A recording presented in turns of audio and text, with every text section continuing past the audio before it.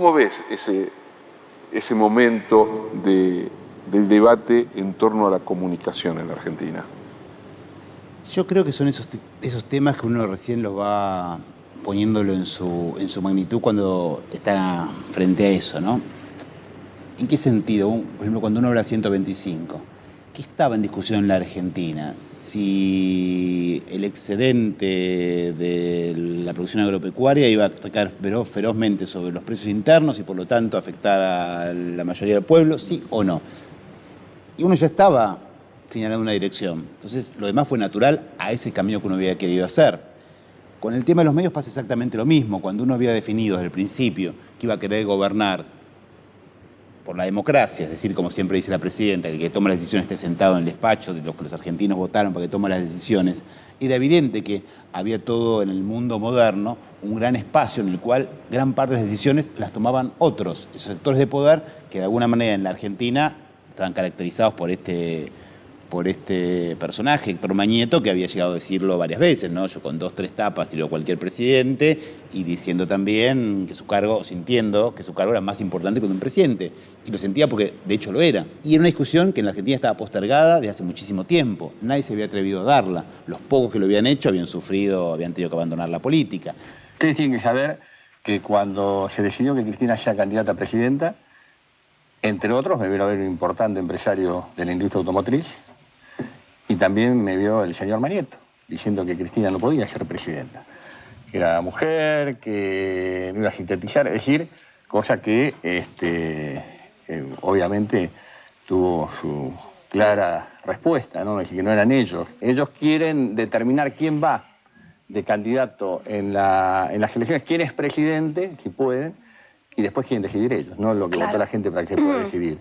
Y ustedes tienen que darse cuenta que a Cristina, a nuestra presidenta, desde el propio inicio de su gobierno, al otro día después de haber jurado, prácticamente fue bombardeada permanentemente. Lo que fue la comunicación mediática que se llevó adelante fue demostrativo de las peores cosas que se puede hacer desde ese lugar, digamos, ¿no? Yo a veces suelo decir que en realidad lo que era TN y Canal 13 nos presentaban ese conflicto como si fuese una pelea entre la familia Ingalls y los Loco Adams, digamos, ¿no? Y nosotros éramos los Loco Adams, ¿no?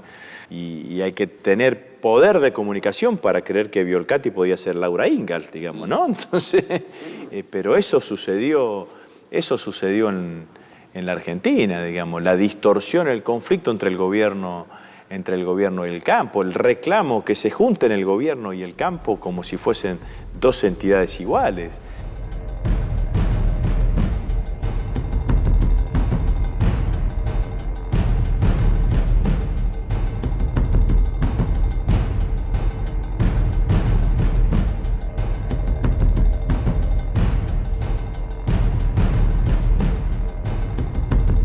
Un día para el otro el conflicto social se puso en escena en la calle. Cuando de un día para el otro, como yo digo, ¿no? Se bloquearon las pantallas, nosotros desaparecimos, no había más nada, y estaba el poder jugando entero en la cancha con su brutalidad, ¿no?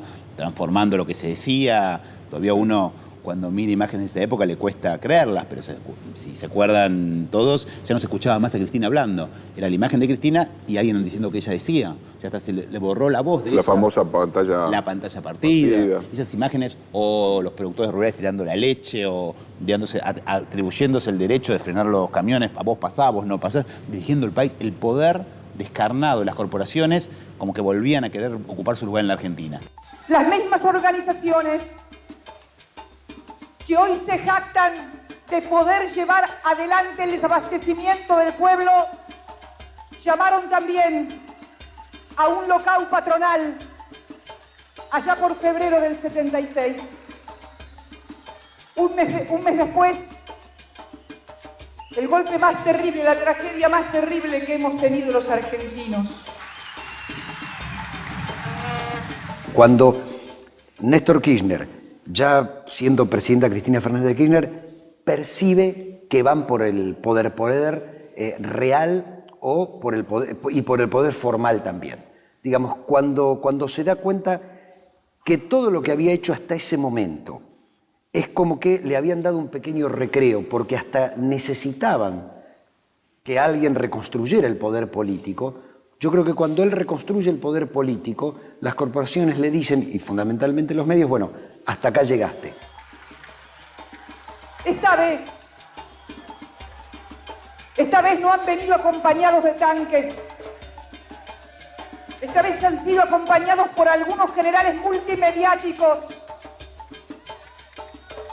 que además de apoyar el lockout al pueblo han hecho lockout a la información, cambiando, tergiversando, mostrando una sola cara.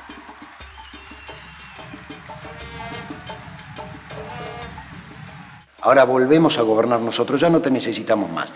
Y me parece que ese momento se da entre el final de un mandato y el comienzo del otro mandato, porque el país se había estabilizado. Recordemos lo que había sido 2001, 2002, 2003.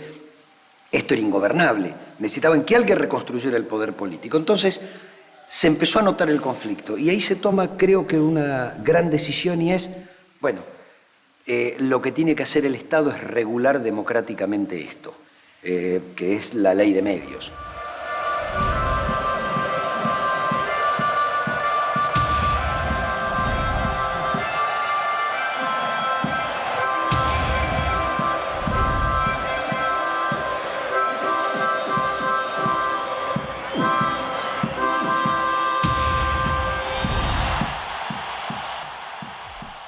Lo que hay es una historia de mucho debate, de mucha discusión, 27 años, 26 años de discusión sobre la necesidad de tener una ley de la democracia, una ley que deje atrás una norma oscura de la dictadura militar, ¿no? Y que discuta la comunicación, y que discuta la comunicación en democracia, y que discuta el anclaje territorial, social, federal de esa comunicación. Me parece que lo más relevante para tomar en cuenta de esa valentía política fue que no se diseñó en el vacío, sino que se retomaron las discusiones y las propuestas que venían siendo sostenidas por un grupo amplio de actores de la sociedad civil, que se resumieron en los famosos 21 puntos de la Coalición para una Radiodifusión Democrática.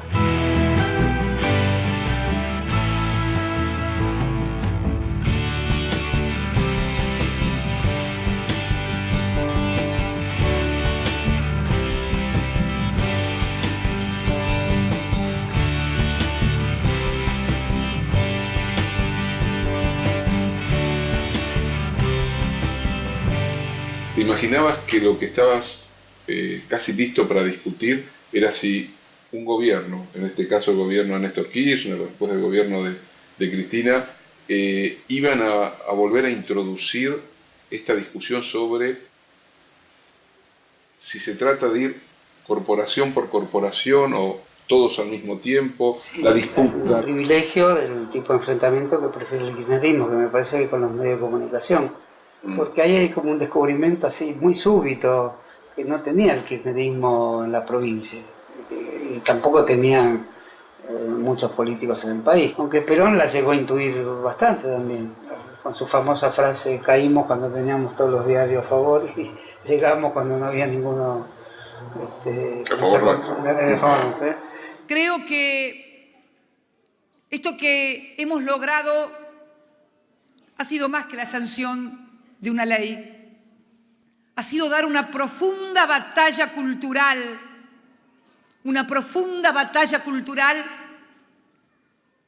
que había instalado que no era posible resistir la presión mediática de los grandes monopolios para poder llevar adelante esto. Han quedado al descubierto, se han caído algunos mitos, como por ejemplo el de la libertad de prensa independiente. El kirchnerismo descubre que los medios o hay que replicarlos o replican de una manera muy brutal hacia el contexto lo que se dice, continuamente le hablan a los medios y dicen: ya sé que el título de mañana va a ser este, va a ser tal cosa. Ya sé que están esperando que diga esto, de modo tal que hay un diálogo anticipado que es como una clase colectiva enorme, es una originalidad en la Argentina, de cómo funcionan los medios de comunicación en relación a una disputa y un conflicto muy fuerte, incluso por el control de esos medios de comunicación.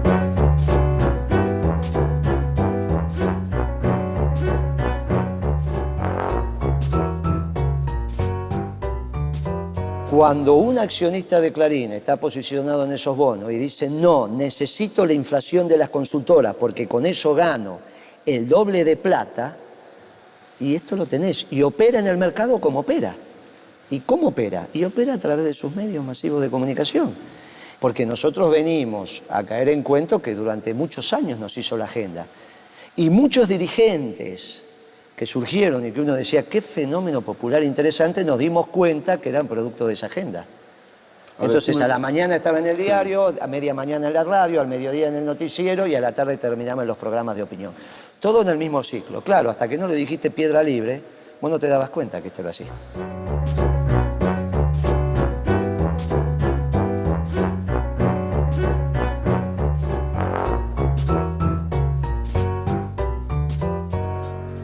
Si vos tenés un aparato jurídico en todo país, y tenés un aparato jurídico que lo forman las leyes, que las hacen los legisladores, la jurisdicción, que la ejercen los jueces, y la doctrina, que la hacemos los doctrinarios en las universidades, en la academia, la reproducción ideológica del discurso. Esas tres patas es el aparato jurídico. Ahora, ese aparato jurídico se monta en un determinado momento histórico, y naturalmente en todo momento histórico hay un sector hegemónico que por otra parte retiene la mayor cantidad de la renta, claro. Y ese sector hegemónico lo monta a la medida suya. El día que querés hacer una política de redistribución de renta, ese aparato va a convertirse en alguna manera en un pequeño obstáculo, o gran obstáculo, depende. Y esos son cimbronazos que tenés en todo momento de redistribución de renta. 99,2 de Artear, que a la vez tiene el 50% de Carburando, el 100% de Canal 13, que también tiene la mitad de Polka, el 30% de Patagonia, Papel Prensa, la mitad. ¿Qué es papel prensa? Papel prensa es el ejemplo de lo que el sistema capitalista no permite. Permite muchas cosas, pero hay cosas que no permite. Es el ejemplo de la apropiación en la sala de torturas por parte de un personaje oscuro del patrimonio de otras personas. Esto se sabe, lo investigamos, esto que llevo acá dice, lo repartimos cuando terminamos el informe entre los que participamos, hay 30 hechos de estos. Dice papel prensa, la verdad, nosotros terminamos un informe que se hizo en la Secretaría de Comercio, se lo entregamos a la presidenta lo hizo público y con eso decidió hacer una denuncia penal porque fue apropiada naturalmente en la sala de tortura en un clima de terrorismo de Estado. Esto es público, porque cuando Clarín empieza a hostigar el grupo Greiber, nadie conocía ni papel prensa ni el grupo Greiber, lo empieza a hostigar, hasta que hace lo que hace. Se queda con papel prensa y con el insumo hace temporio. Con el insumo extorsiona al Poder Judicial, con ese insumo volteó y solidificó gobiernos. Era muy sencillo, te armo la agenda. Si me pones la noticia que yo quiero en la tapa de los diarios, de todos los diarios, al otro día te llega el camión con el insumo. Y si no, no tenés papel.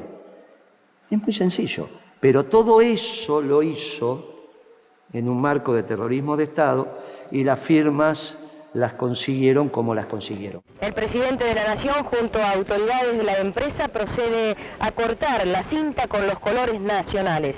De esta manera queda así inaugurada la planta de papel prensa. Por lo tanto, cuando Lidia Papaleo dice, prefiero ver la cara de mi torturador, no del que la llevó preso, no de mi torturador, antes de ver los ojos de Mañeto cuando me decía firme acá o no le garantizo, mire, me parece que es una exposición más que clara.